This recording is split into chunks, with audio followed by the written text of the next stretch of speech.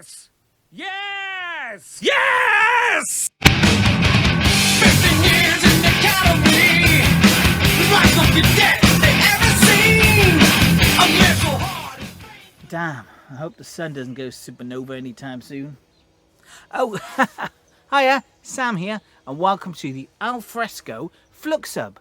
Yes, that's the 2000 AD first look subscriber unbagging, where I, Sam, take my 2000 AD subscriber copy, which I receive every week. I open it up, have a look at it, give you my opinions, all that jazz. Here it is. Got it. It's arrived on a Monday.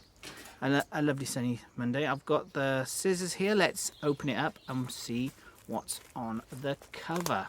So check out my other videos, subscribe to my channel, all that jazz, and I've got lots of other stuff, old progs I look at, and I've animated some cool comics, so check it all out. Here we have 2000 AD in the bag.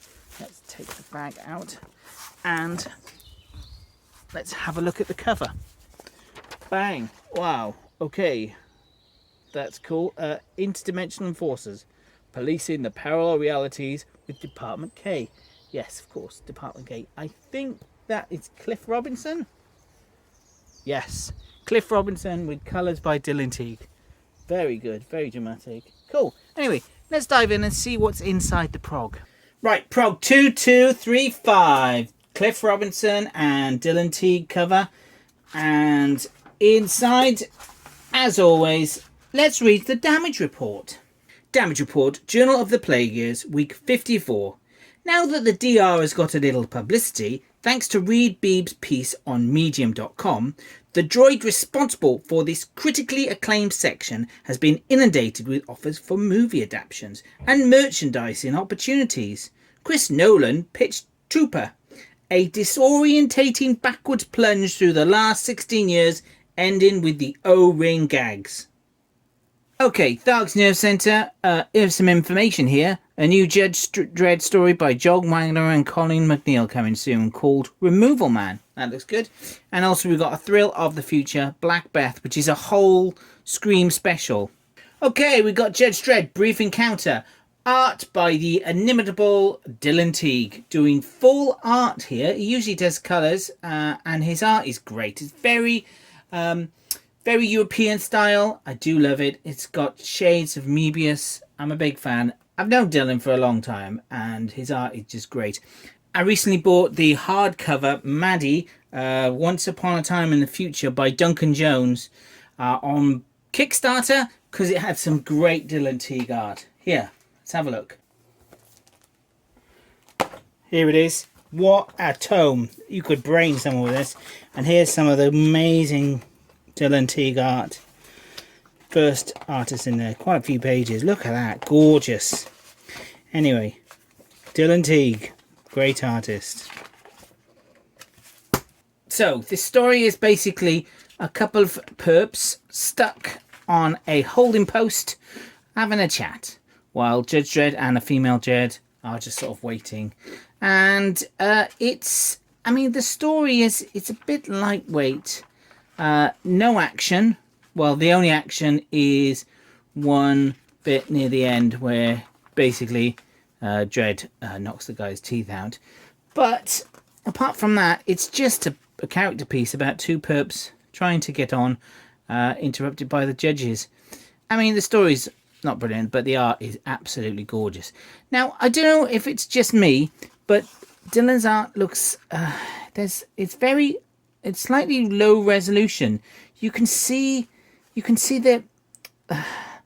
the dots a lot more on this art than you can the rest of the story of the prog. It almost looks like this art was sort of printed at slightly lower resolution than everything else. There, can you see? It seems low resolution. You can see all the colour dots there. It doesn't detract too much. It's great. Anyway, that was Dredd. We've got an advert here for Tammy and Ginty Remixed.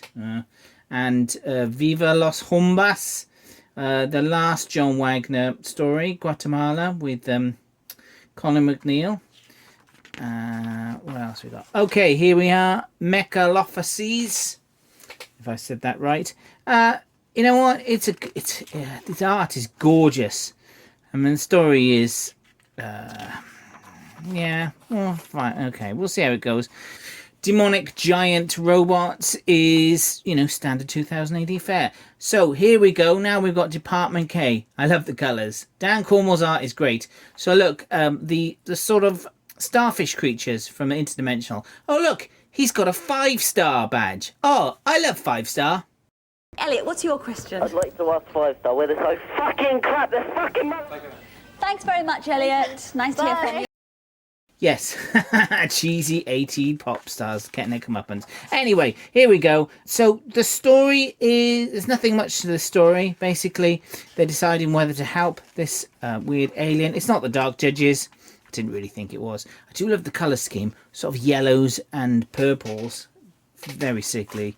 With Blackcurrant there, with his science fiction fag.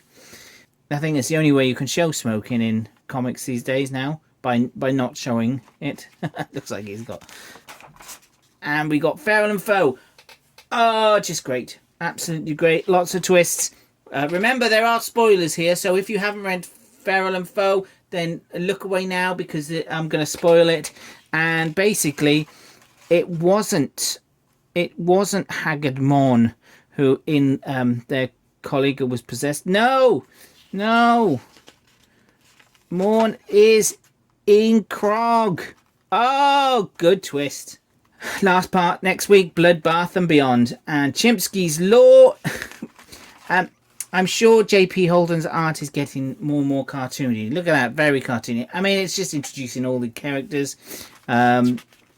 It's pretty good. Spider-Man. Simian Spider-Man in space, I'm calling this now. Yeah. Next PROG, Family Trees. Subscribe today. And on the back, we've got an advert for the Ultimate Collection, Defoe issue number 98. Defoe, the Victorian zombie killer. Anyway, that was PROG 2235.